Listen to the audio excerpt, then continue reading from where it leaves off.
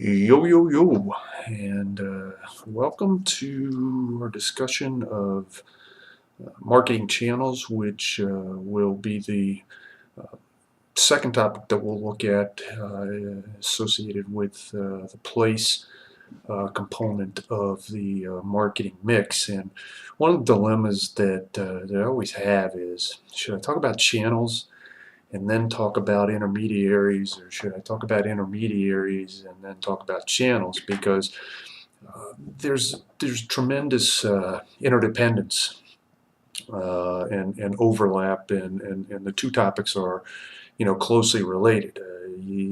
One of the things with channels is channels often have intermediaries in them, and not always. What's known as direct channel has no intermediaries between the producer and the consumer, but indirect channels, where you have at least one or more intermediaries between the producer and consumer, does contain intermediaries. And so, direct channel would be, like I said, producer to consumer. You buy the product directly from the producer. An indirect channel would be an example, and a common one for consumer products is you have a manufacturer who, and then there would be a wholesaler, and then there would be a retailer, and then you'd have the consumer. So in that particular indirect channel, there would be two intermediaries. There would be wholesalers and retailers. So again, there's a great deal of overlap between marketing intermediaries and channels, and so I presented intermediaries first, and this discussion will focus on marketing channels. And channels can be defined as, pardon my reading glasses, a set of interdependent organizations that make a product available for use or consumption by an individual or an organization. So a set of interdependent organizations that make a product available for use or consumption by an individual organization. So again, what you would have, if we go back to the indirect channel I just talked about, you've got manufacturers selling to wholesalers, wholesalers selling to retailers, and then retailers selling to consumers. And again, the idea is that these are entities, particularly the first three that we talked about, the manufacturers, the wholesalers, and retailers. These are organizations that are working together, to make the product available for use or consumption by an individual or an organization. And as I mentioned in the intermediaries discussion, um, channels only exist if they add value, and intermediaries only exist if they add value to the purchasing process. And so the design of channels in recent years has changed. One of the things that the internet has done, for example, is reconfigured a number of distribution channels. So if you think about, for example, if you think about college textbooks, when I was an undergraduate, you could only buy college textbooks at a college bookstore, right? And if you think about it now, how many of you buy your college textbooks at a college bookstore? I mean, there are other ways of you now, getting that product. So again, and that explains why we've seen a number of well-known retailers go out of business in recent years. And I'm recording this in the latter part of July, but kind of an iconic grocery chain, A&P, has announced, has filed for Chapter 11, and basically is looking to sell off all of its stores or close all of its stores. And while you might not be familiar with A&P, if you go look at Wikipedia, you'll find that it was the dominant grocery chain in the United States for like a 60-year period, from like the mid-19 teens through the mid-1970s. but for whatever reason, the company just didn't keep up with things, and got passed by companies like Walmart, companies like Dollar Tree, as well as companies like Whole Foods. So again, just because you're a company that's part of a distribution channel today doesn't mean that you're going to be part of one in 5 years, because of the way that things change, the macro environmental factors. So what I'd like to do in this discussion is focus on two topics. The first involves distribution intensity, and the second involves vertical marketing systems. And distribution intensity refers to the number of members to use at a particular level in a channel. And you say, what the hell does that mean? So if we think about the indirect channel that I mentioned earlier in the discussion, you have manufacturers, wholesalers, retailers, and consumers. What distribution intensity would refer to is, how many wholesalers should we use? How many retailers should we use? So distribution intensity refers to the number of members to use at a particular level in a channel. Most of the discussion of distribution intensity focuses on retailers or retailing, and so that's kind of the way that this is set up. And distribution intensity can be broken into three categories. The first is known as intensive distribution, and this is where a product is put in as many outlets as possible in a given market. So if you think about retailing, intensive distribution would basically be putting your product in as many retailers in a particular market as possible. So if you think about, for example, if you think about something like milk, milk is, as we mentioned in I think in the intermediaries lecture, you can buy milk everywhere. You think about it, you can buy it at a convenience store, you can buy it at a grocery store, you can buy it at a discount store. In some cases, you can buy it in a vending machine. So there's a lot of different places for you to buy milk. So milk would be an example of intensive distribution. The other end of the spectrum, and I'm going to deviate a little bit from the book because, quite honestly, I don't like the way your book discusses exclusive distribution. Exclusive distribution is the opposite end of the spectrum from intensive distribution. And exclusive distribution is where a producer grants exclusive rights to a retailer to sell the producer's product in a particular market. So again, exclusive distribution refers to when a producer grants exclusive rights to a retailer to sell the producer's products in a particular market. You say, I got no clue. So if you ever see something and it says exclusively at, so you might see, let's say, sometimes with perfumes or cologne, you might see that it's exclusively at Saks or Nordstrom's or Dillard's or something like that.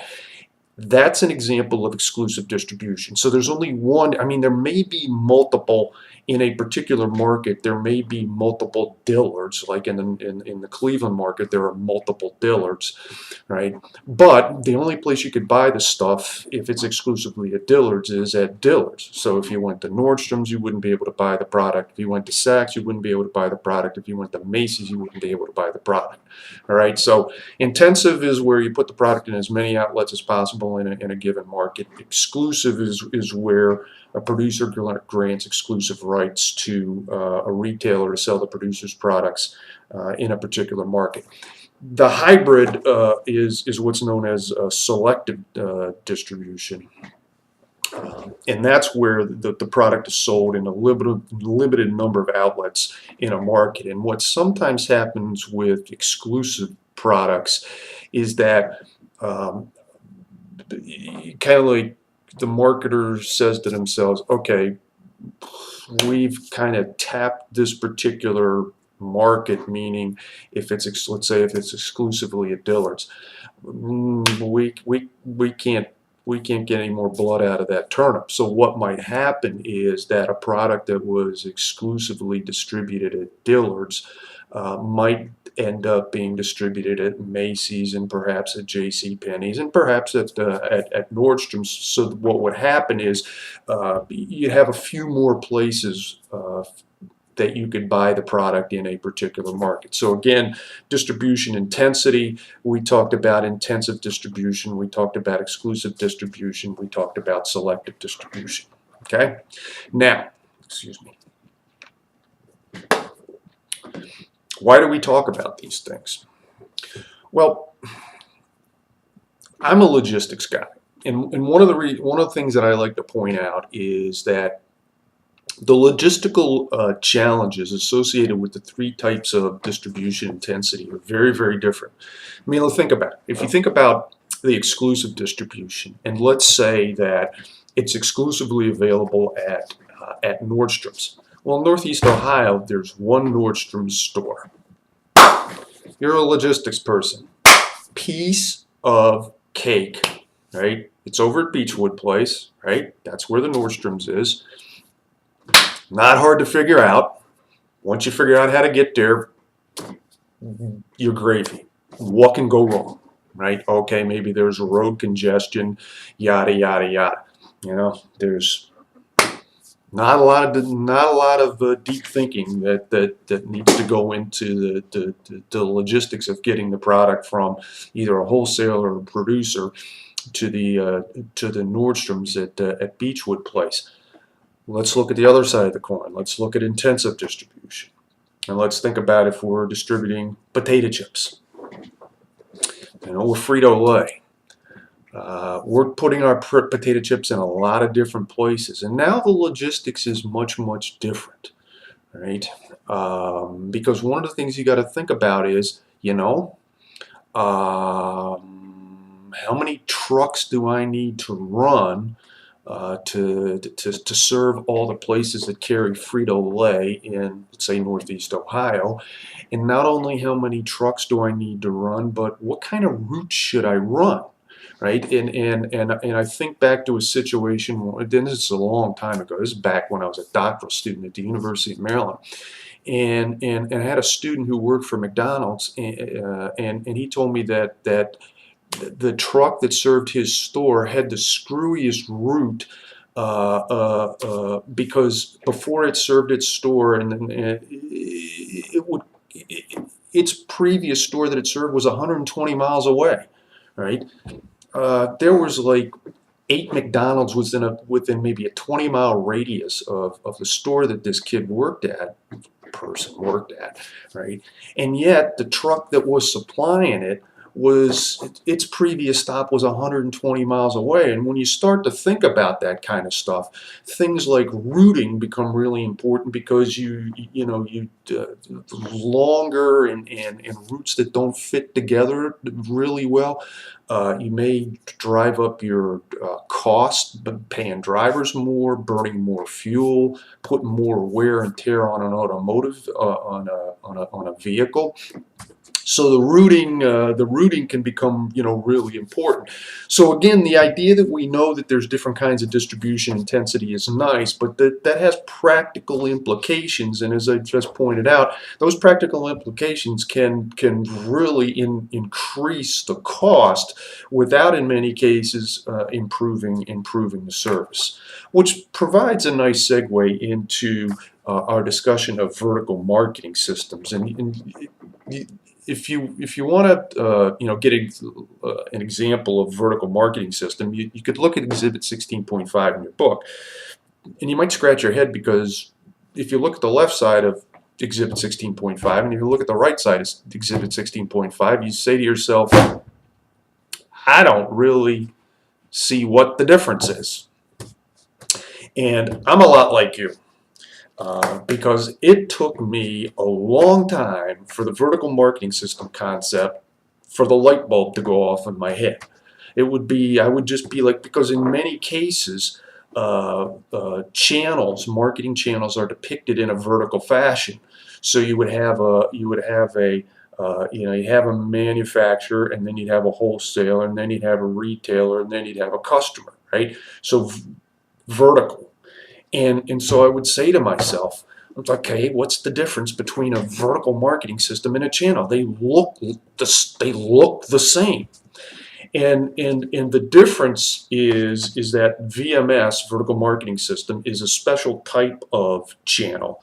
And a vertical marketing system refers to planned marketing systems to enhance the effectiveness and efficiency of the distribution process. So a vertical marketing system refers to planned marketing systems to enhance the effectiveness and efficiency of the distribution process. So you say, what the hell does that mean? Well, what the vertical marketing systems are trying to do, there's some stuff that's going on there. Basically, there's a need for these systems to the various entities. They're looking for ways to collaborate and cooperate.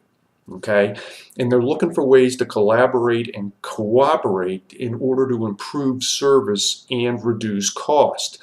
So rather than just have a manufacturer, a wholesaler, a retailer, and then consumer, what's going on is the manufacturers and the wholesalers and the retailers might be working together or are working together in some way in an effort to, again, improve service and reduce cost or improve effectiveness and efficiency. And there's three distinct types of vertical marketing systems. There's the administered vertical marketing system, and that is where the coordination is achieved by the dominant party in a channel. Classic example of an administered vertical marketing system is Walmart. You know, if you want to do business with Walmart, you do it Walmart's way. And the reason for that is because, you know, Walmart is the dominant retailer in the United States. It's the dominant retailer in the world, and in fact, if you look information up on Walmart, you will see that Walmart's annual revenues are approximately four times as much as the next highest grossing retailer in the world.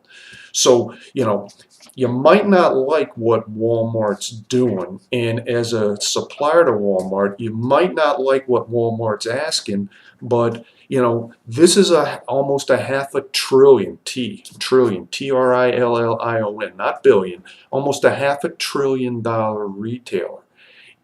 Which means that there's lots of opportunities if you get your product in a Walmart. So again, you know, Walmart's an example of where there's an administered vertical marketing system where the collaboration and cooperation is achieved by the dominant party in the channel. There's also what's known as a contractual vertical marketing system, and this is where the coordination is achieved through a formal contract. Classic example of this is the franchising concept. So, you know, why would somebody want to become a McDonald's franchise? Well, from the franchisee's perspective, it's a lot, you know, there's a lot of advantages that come from being a McDonald's franchise. For example, there's the McDonald's name, the McDonald's brand, right? All that kind of stuff. You don't have to worry about it. If I wanted to start a hamburger chain, for example, Paul's Hamburgers. Oh my God. What kind of name recognition does that have vis-a-vis McDonald's? Also, if you're the McDonald's franchisee, McDonald's has a lot of purchasing power because of its size, which means that you would be able to get product, right? The beef, the potatoes, the buns. You'll get purchasing discounts because of the leverage that McDonald's has as a major company. The advantage for McDonald's is that they don't have to spend as much money, right? The franchisee is building the stores and then kicking in, paying McDonald's a percentage of the of the revenues. And then the third kind of vertical marketing system is what's known as the corporate vertical marketing system, and this is where the coordination comes from ownership and control by one company. And the book uses Zara as an example. We think of Zara as a retailer, but Zara actually owns some of its own manufacturing facilities, and Zara also owns some of the farms on which cotton is grown to make some of its products. And so there's not a right or a wrong answer. Each one of the three VMSs has strengths and weaknesses. But we've had a brief discussion of vertical marketing systems, and it's 20 minutes. Bye for now.